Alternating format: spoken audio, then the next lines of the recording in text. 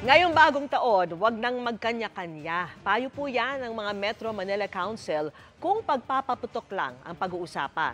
Para maiwasan yan, mainhanda ang mga LGU. At nakatutok sina Mav Gonzalez at Salima Refran.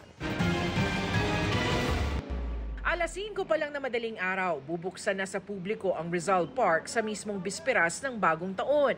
Isang New Year's countdown at fireworks show ang inihanda rito ng Department of Tourism, bukod pa sa iba't ibang atraksyon. Ang gastos mo na lang po doon ay yung sa pagkain na lang, imbis na sa paputok po. Mas maganda mag-celebrate ng New Year sa labas. Pag nagpaputukan, delikado eh. Ang Metro Manila Council, hinihikayat ang publikong huwag nang magkanya-kanyang paputok sa mga bahay-bahay. Bukod sa delikado, pinagbabawal na ito sa iba't ibang LGU. Kung ang LGU mismo ang magiging host ng fireworks display, kayang siguraduhin ng mga mayors na meron tayong pero, meron tayong emergency responders, meron tayong police, at professional ang magiging fireworks display operators natin. At ito ang magiging dahilan na maging ligtas ang pagsalubong sa bagong taon. Sa San Juan, may countdown at fireworks show sa Pinaglabanan Shrine. Marami namang katabing mall na pwedeng bisitahin. Fireworks show rin ang handog ng Manila LGU sa Jones Bridge. Bago nito, pwedeng mamasyal sa world's oldest Chinatown, ang Binondo.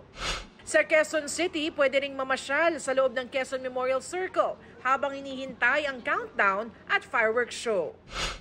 Sa Taguig City, handa na ang stage na pagtatanghalan ng ilang K-pop stars sa Bonifacio Global City. Pila-pila pa ang mga sasakyan sa eskinitang ito sa Barangay 67, Caloocan City. Pero pagdating ng December 31, aalisin ang lahat ng nakaharang dahil magsisilbi itong Community Firecracker Zone. Ibig sabihin, dito lang pwedeng magpaputok ang mga residente. Nag-alat po kami ng 4 na location for the firecracker zone. Isa na po napili namin sa harap ng barangay. Pero based on the past experience, wala na ganong mga firecrackers, mostly mga fireworks na rin. Kung meron man mga fountains. Bantay sarado raw ang seguridad sa bisperas ng bagong taon, lalo't may mga katabing bahay ang ilang firecracker zone. Meron kami mga peacemakers sa barangay tanods na sarado po yan for the safety ng mga residente.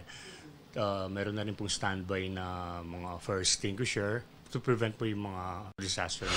Sa Marikina City, bukas na ang year-end concert at fireworks display na gaganapin sa Marikina Sports Center.